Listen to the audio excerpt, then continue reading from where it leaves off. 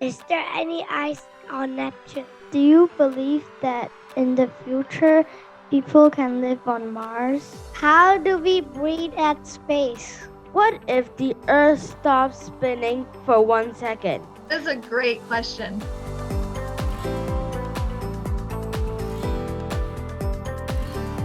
Pass the time to Shana and Anthena.